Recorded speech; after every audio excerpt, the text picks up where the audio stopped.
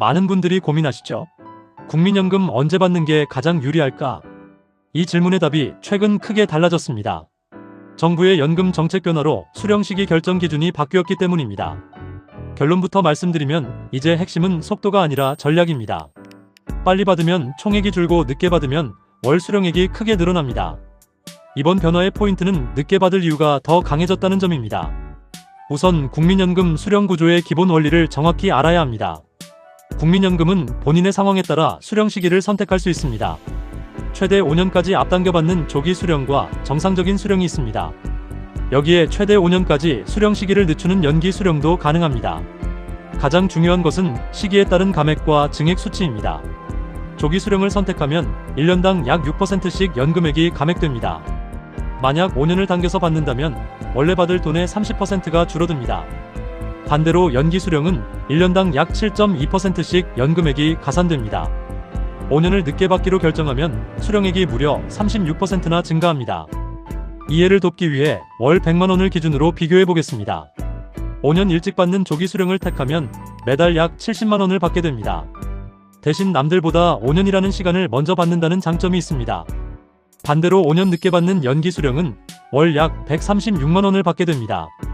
초반에 연금을 못 받는 공백이 생기지만 월급은 훨씬 커집니다.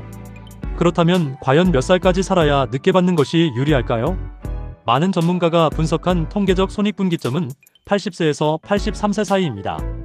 만약 본인이 80세 이전에 사망한다면 일찍 받는 것이 이득입니다.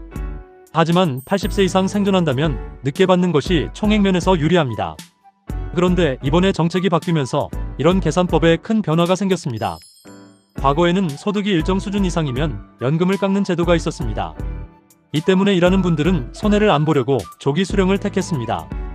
하지만 이제는 소득에 따른 연금 감액 기준이 대폭 완화됩니다.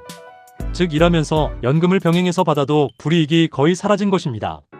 이 변화는 은퇴 설계의 패러다임을 완전히 바꾸어 놓았습니다.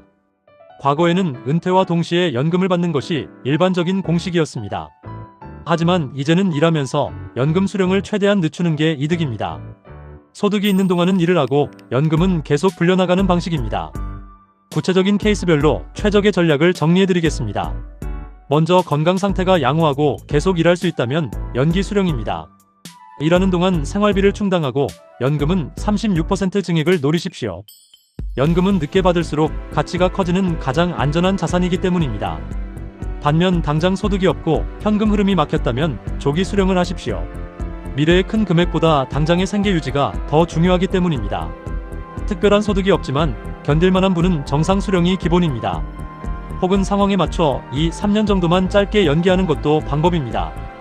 이번 정책 변화의 핵심은 연금의 가치를 재발견하는 데 있습니다. 연금은 단순히 빨리 타서 써버리는 소모성 자산이 아닙니다. 오래 살수록 빛을 발하는 생애 최후의 안전장치로 보아야 합니다. 한국인의 기대 수명이 계속 늘어나는 현실을 반드시 고려해야 합니다.